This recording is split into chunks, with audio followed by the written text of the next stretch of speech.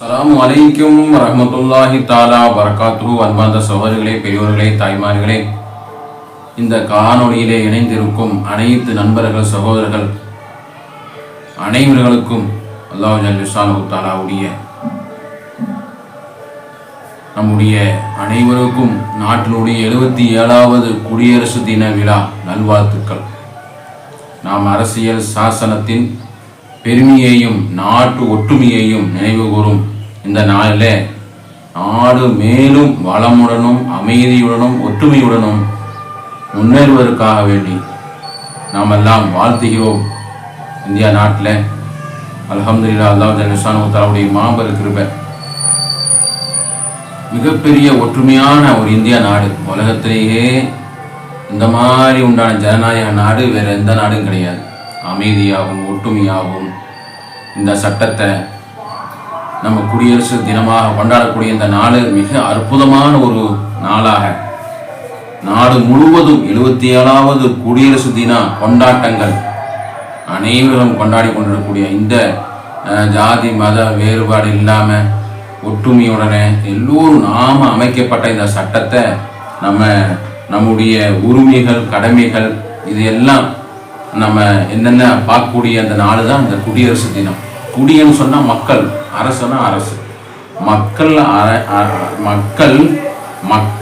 அரசை நிலவக்கூடிய ஒரு குடி தினம். நாம் தான் அந்த சட்டத்தை உருவாக்கி நம்ம உருவாக்கணும். அதை பற்றி இன்னைக்கு அந்த வீடியோ பார்க்க போகிறோம். வீடியோ கடைசியாக பாருங்கள், எல்லோரும் ஷேர் பண்ணுங்கள். அல்லாஹ் சுப்ஹானஹு தஆலா நம்முடைய இந்தியா நாடு பெருமானார் ஸல்லல்லாஹு அலைஹி வஸல்லம் மிகப்பெரிய ஒரு பரக்கத்தான நாடு என்று சொல்லப்பட்ட ஆத நபி பிறந்த ஏராளமான நம்ம ஹஜ்ஜுக்கு சென்று ஆத நபி நம்ம இந்தியாவிலிருந்து போய் மிகப்பெரிய ஒரு ஜனநாயக நாடாக, முதலாவது மனிதர்கள் பிறந்த நாடாக இந்தியா நாடு தான் முதலாவது அல்லாஹ் ஜல்ல ஷானஹு தஆலா மனிதனை உற்பத்தி செய்யக்கூடிய நாடாக இந்தியா நாடாக இருக்கிறான். அதனால தான் குடி உரிமை. இந்த நாடு அவ்வளோ வேற்றுமையும் ஒற்றுமையும், அனைத்து ஜாதி மத வேறுபாடு இல்லாமல் மனிதர்கள் சமம், எந்த வேறுபாடும் இல்லை அப்படின்னு ஒரு எடுத்துக்காட்டு தான் இந்தியா குடியரசு. அப்படிப்பட்ட இந்தியா தான் மிகப்பெரிய இந்தியா. அல்லாஹ் சுப்ஹானஹு தஆலாவுடைய இந்தியா மக்கள் அனைவரும் ஒன்றுபட்டு நல்ல ஒரு ஒற்றுமையான ஒரு நாடாக, நல்ல ஒரு வளமுடைய ஒரு நாடாக, நல்ல ஒரு நல்ல ஒரு விவசாயம் உள்ள நாடாக, நல்ல ஒரு பொருளாதாரம் உண்டாகக்கூடிய ஒரு நாடாக, நல்ல ஒரு நலமான உருவாக்கக்கூடிய ஒரு நாடாக இந்தியா நாடு செலுக்க வேண்டும் என்று அல்லாஹ் இடத்துல நம்ம பிரார்த்திக்கிறோம். அல்லாஹ் சுப்ஹானஹு தஆலா எல்லோருக்கும் இந்த 77வது குடியரசு தின வாழ்த்துக்கள் உண்டாகட்டும். நஹ்மதுஹு வ நுஸல்லி அலா ரசூலில் கரீம். அம்மா பஅத். ஃபகத் கால அல்லாஹு தஆலா ஃபில் குர்ஆனில் மஜீத் வல் ஃபுர்கானில் அஸீம். அஊது பில்லாஹி மினஷ் ஷைத்தானிர் ரஜீம். பிஸ்மில்லாஹிர் ரஹ்மானிர் ரஹீம். யா அய்யுஹன் நாஸ் இத்தகூ ரப்பக்கும் அல்லதீ ஹலகக்கும் மின் நஃப்ஸின் வாஹிதத்தின் வ ஹலக மின்ஹா ஸௌஜஹா வபஸ்ஸ மின்ஹுமா ரிஜாலன் கஸீரன் வ நிஸாஅ. ஸதகல்லாஹுல் அலீம். قال نبينا صلى الله عليه وسلم المسلم من سلم المسلمون من لسانه ويده أو كما قال رسول الله صلى الله عليه وسلم.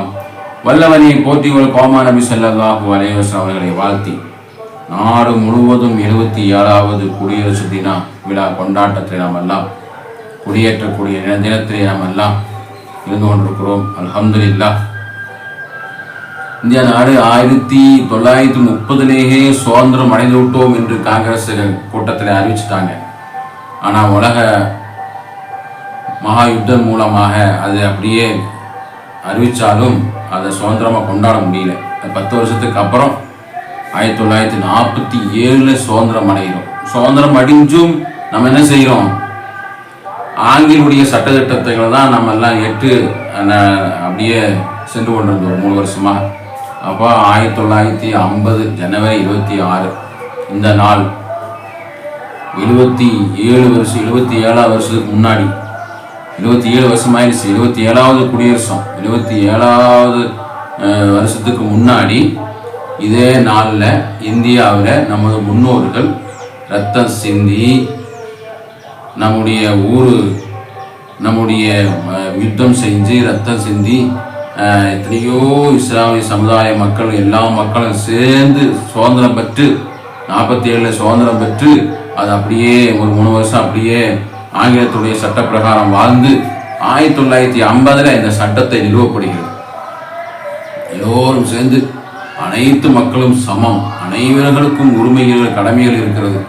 அதில் ஜாதி வேறுபாடு இல்லை, மத வேறுபாடு இல்லை, மொழி வேறுபாடு இல்லை, நாடு வேறுபாடு இல்லை, அனைத்து வேறுபாடும் இல்லாமல் ஒரு ஜனநாயக நாடு. நாமவே சட்டத்தை நிலைநாட்டுறோம். அம்பேத்கர் போன்ற தலைவர்கள்லாம் சேர்ந்து, காந்தி எல்லாம் சேர்ந்து இந்த நாட்டை சட்டத்தை கொண்டு வந்தாலும், ஆனால் அனைவரும் சட்டத்தை நிறுவப்பட்டாலுமே அது ஆய்வாளர்கள் சேர்ந்து அந்த சட்டத்தை கொண்டு வந்தாலும் அதை சட்டத்தை சாசனம், குடியரசு சாசன திட்டத்தில் முன்னாடி பக்கத்தில் என்ன எழுதியிருப்பாங்கன்னு சொன்னால், நாம் அனைவர்களும் சேர்ந்து தான் இந்த சட்டத்தை உருவாக்கிறோம், இல்லாமல் நம்ம ஒரு குழு ஏற்பாடு செஞ்சது அப்படின்னு கூட போடாமல் நம்ம நாட்டு மக்கள் நாமவே இந்த சட்டத்தை உருவாக்குறோம். அதுதான் குடியரசு தினம். அப்படிப்பட்ட ஒரு முன்மாதிரியாக இந்தியா நாடு ஒரு மிகப்பெரிய ஒரு வல்லரசா ஆக வேண்டும் என்று எல்லோருக்கும் கனவு. அது வல்லரசு ஆகக்கூடிய ஒரு சூழ்நிலை நம்ம எல்லாம் இருந்து கொண்டிருக்கோம். அந்த இடத்துல பிரார்த்திக்கின்றோம்.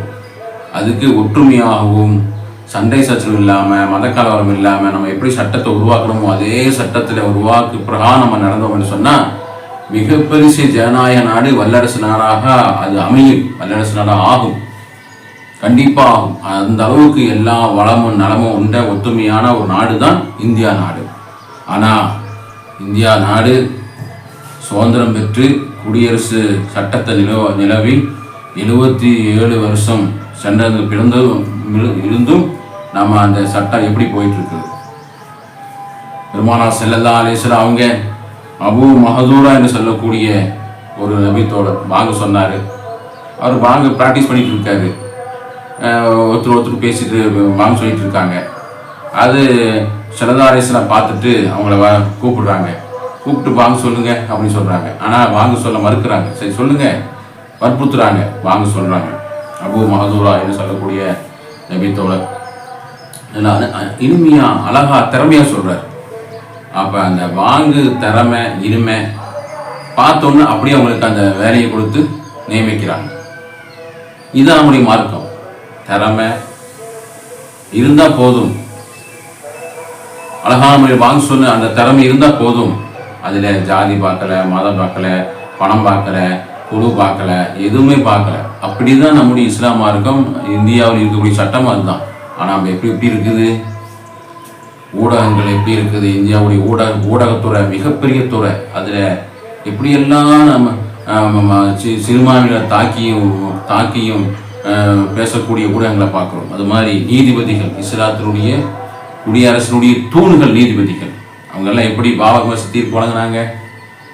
பாபர் மசூதி தீர்ப்பு நம்ம எல்லாம் அறிவாமா இல்லையா, எப்படி தீர்ப்பு வழங்குறாங்க. நம்ம அரசியல் சாசனம் எப்படி அருமையான சாசனம். குடியரசு நம்ம எல்லோரும் ஒன்றுபட்டு ஜாதி மத வேறுபாடு இல்லாமல் விஐபிக படித்தவங்க பாமர எது பார்க்காம சரிசமமான அந்த சட்டத்தை நிறுவி செஞ்சுட்டு இப்போ எப்படி வேலை வாய்ப்பு கொடுக்குறாங்க. இந்தியாவுடைய வேலை வாய்ப்பில் நீதிபதிகள்லாம் யார் இருக்கிறாங்க, வேலை வாய்ப்பெல்லாம் யார் இருக்காங்க. அப்போ சட்டத்திட்டங்கள்லாம் எப்படி போயிட்டு இருக்குது, எப்படி ஊடகங்கள்லாம் எப்படி போயிட்டு இருக்குது. அப்போ பார்க்கின்ற பொழுது நம்முடைய இந்தியா குடியரசு பற்று சுதந்திரம் பெற்று அரசு 77வது குடியரசு தின விழாவை நாம் எல்லாம் அங்கே கொண்டாடி கொண்டிருக்கிறோம்.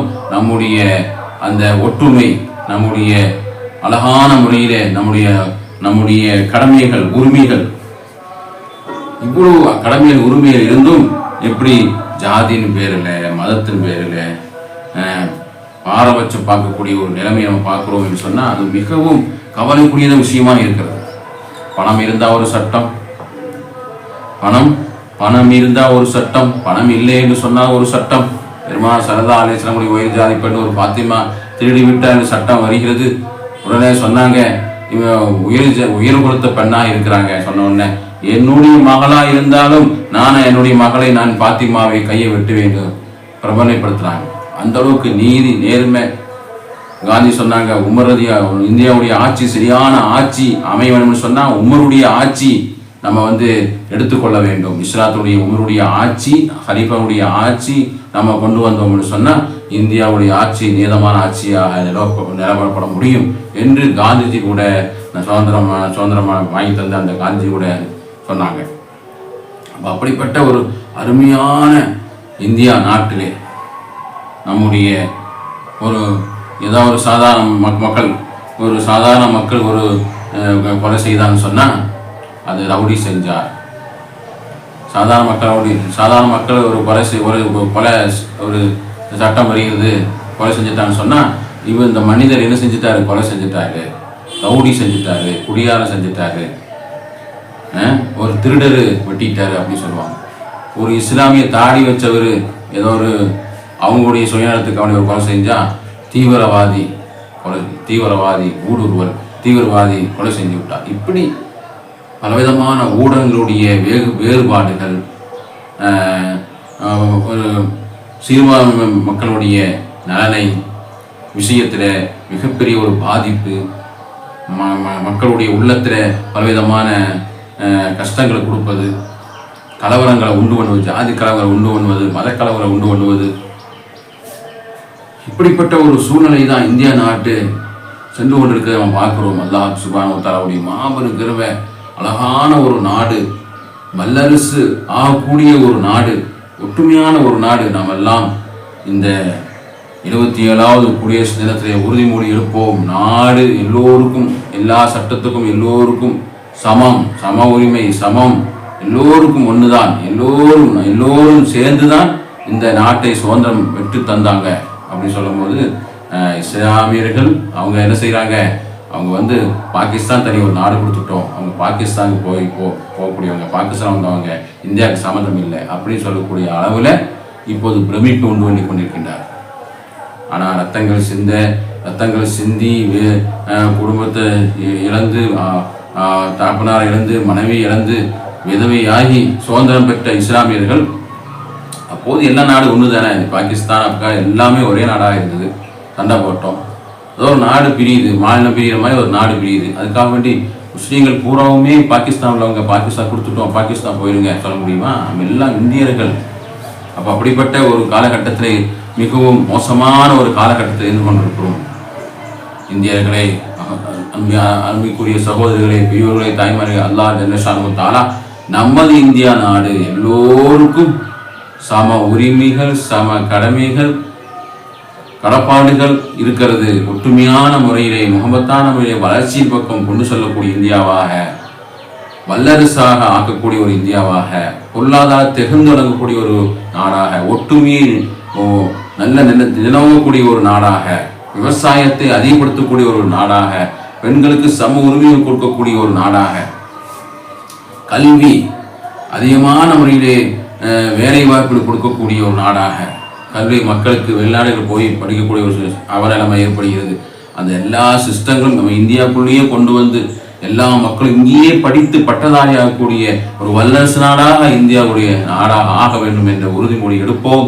இந்தியாவுடைய 27வது குடியரசு தின கோலாகலமாக அனைவர்களும் கொண்டாடி கொண்டிருக்கக்கூடிய இந்த நேரத்திலே வாழ்த்துக்கள் எல்லோருக்கும், அனைவர்களுக்கும் 27வது குடியரசு தின வாழ்த்துக்கள். நாம் அரசியல் சாசனத்தின் பெருமையையும் நாட்டு ஒற்றுமையையும் நினைவு கூறும் இந்த நாளில் நாடு மேலும் வளமுடனும் அமைதியுடனும் ஒற்றுமையுடனும் முன்னேற்ப பாதையில் முன்னேறக்கூடிய பாதையை நம்ம அனைவருக்கும் வாழ்த்துகிறோம். அல்லாஹ் ஜல்ல ஷானஹு தஆலா நம்முடைய நாட்டை முழுமையான முறையிலே வல்லரசு நாடாக அல்லாஹ் ஆக்கி அறிவுரிவானாக, ஒற்றுமையான ஒரு நாடாக ஆக்கி அறிவுரிவானாக, எல்லோருக்கும் சமமான ஒரு உரிமை கிடைக்கக்கூடிய ஒரு நாடாக, வேலை வாய்ப்புகளில், அது மாதிரி கல்வியில், இடஒதுக்கீடில், அது மாதிரி நம்முடைய ஒவ்வொரு மனிதர்களுக்கும் தேவையான அனைத்திலையும் சம உரிமை கொண்ட நாடாக இந்தியா நாடு அனைவர்களுக்கும் கிடைக்க வேண்டும் என்று உறுதிமொழி எடுத்து நாம் எல்லாம் அனைவர்களையும் வாழ்த்துகிறோம். அஸ்ஸலாமு அலைக்கும் வரஹ்மத்துல்லாஹி தஆலா வபரகாத்துஹு மௌஃபிரத்துஹு.